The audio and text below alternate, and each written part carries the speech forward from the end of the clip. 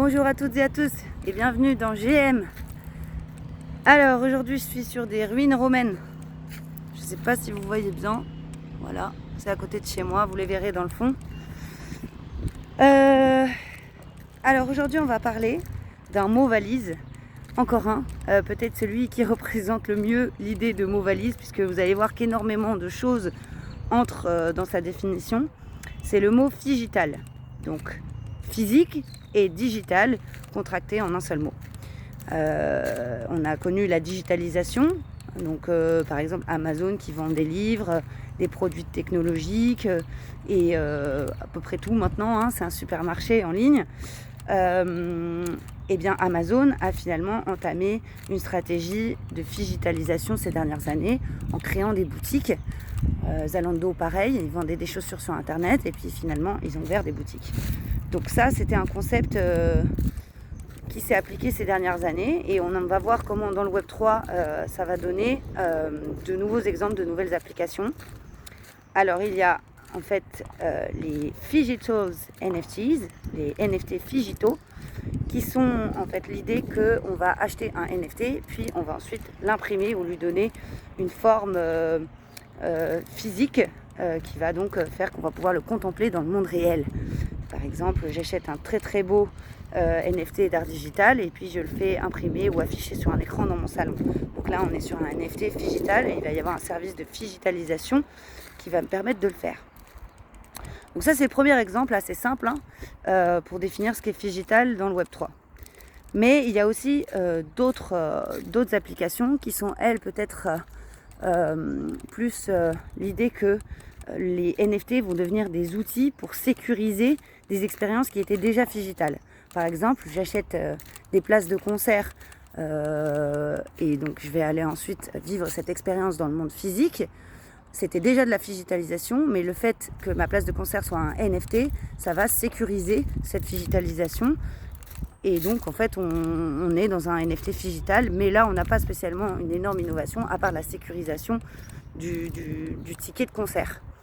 On peut avoir d'autres exemples de digitalisation qui sont plus pareil, déjà appliqués, mais où les NFT vont sécuriser tout ça. Ça va être par exemple avec les certificats d'authenticité pour l'achat de vêtements rares ou de bouteilles de vin assez rares.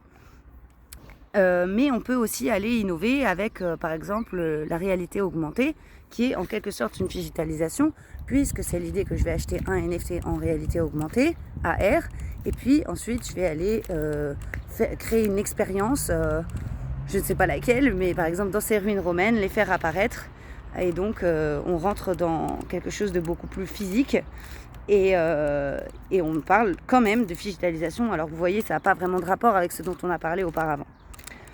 Qu'est-ce que ça peut donner d'autre ? Ça peut donner par exemple dans le monde de la mode, et on va en parler dans le live mercredi, puisque le sujet c'est la mode et le Web 3, que je vais acheter une tenue vraiment extrêmement originale en NFT dans un jeu ou dans un métaverse.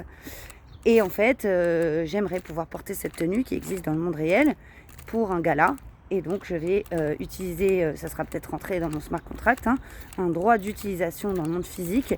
J'irai le chercher dans une conciergerie ou dans un showroom et puis je le porterai pour telle ou telle occasion. Mais chez moi, je ne le garde pas parce que c'est un truc qui fait 2 mètres de large et donc je ne peux pas le garder dans mon placard. Donc ça, c'est un autre exemple. Et puis on voit aussi que il y a déjà encore d'autres possibilités qui peuvent arriver. Donc par exemple, vous connaissez certainement, si vous avez regardé mes lives, l'entreprise Collect Online qui a été à l'origine un inventaire d'objets de collection. Donc ils ont digitalisé l'idée d'objets de collection. Et maintenant, en fait, on pourrait imaginer que je souhaite emprunter une des œuvres pour une exposition. Et donc, je vais avoir un droit, en achetant cette œuvre dans un métaverse, dans Decentraland par exemple, de pouvoir louer l'œuvre ou de pouvoir moi l'utiliser puisque j'ai acheté le NFT pour une exposition à New York. Et ça implique pas mal de choses de l'entrée dans le monde physique. Ça veut dire qu'il va falloir complexifier les smart contracts, ajouter des notions juridiques, ajouter aussi peut-être des assurances, des possibilités de retour.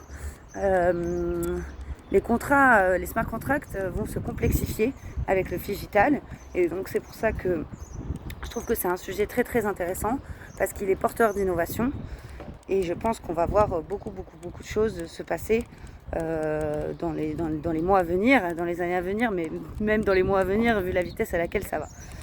Donc voilà, c'était ça que je voulais vous partager aujourd'hui. Je vous souhaite une très bonne journée. Si vous avez aimé, vous pouvez liker, commenter, partager. Et puis on se retrouve lundi prochain pour le prochain GM. Bye bye, bonne journée.